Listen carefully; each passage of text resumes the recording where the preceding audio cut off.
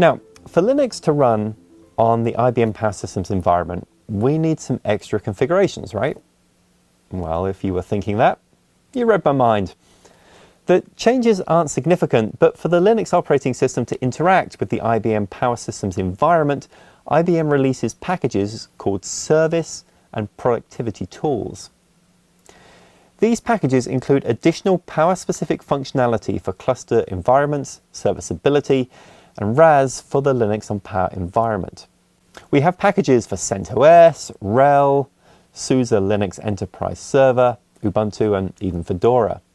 Needless to say, there are lots of enterprises that run Linux on IBM Power. IBM maintains this wonderful resource on IBM Developerworks for Linux on Power. There you can learn about developing on the Power architecture, find open source packages, get access to cloud resources, discover the tools and technologies you need to build applications, and connect with peers and other developers, data scientists, and people in academia. This is the URL for the page.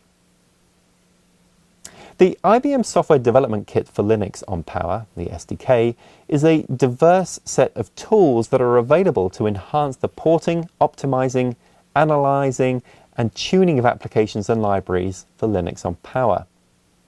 This SDK is a free integrated development environment that you use to build applications and libraries on Power. With the SDK, you can use compilers, libraries, performance data recording and analysis tools, simulation tools, and emulation environments to get the best results as quickly as possible. More information from the homepage of this SDK is available at developer.ibm.com/linuxonpower/SDK. Running Linux on one IBM Power server is sort of easy. You don't have to worry about anything else. However, in major enterprise environments, we run Linux on its own virtual machine, sometimes called a partition or a logical partition in the Power world. The moment we talk about virtual machines, we now have to talk about how to achieve this virtualization on Power. To do that, here we present an overview of the environment. At the bottom, we have the Power Systems hardware itself. In the server, we have an area called FSP, or the Flexible Service Processor.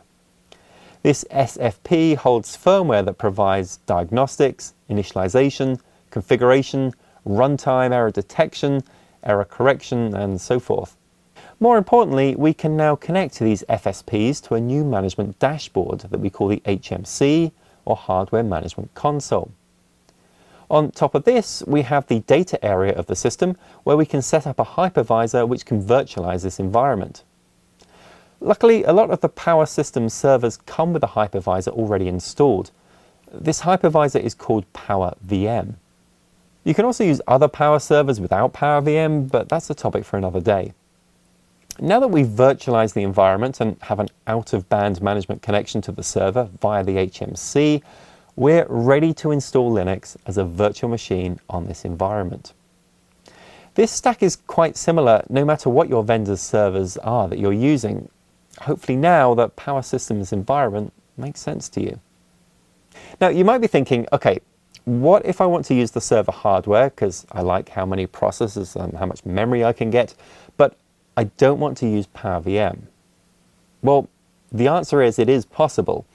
Some IBM Power servers support what is commonly referred to as bare metal.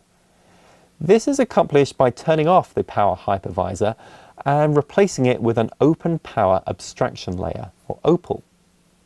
With this environment, you can activate a Level 2 hypervisor, such as a KVM, or install a single operating system instance to the hardware. Now next up, we'll talk about installation planning.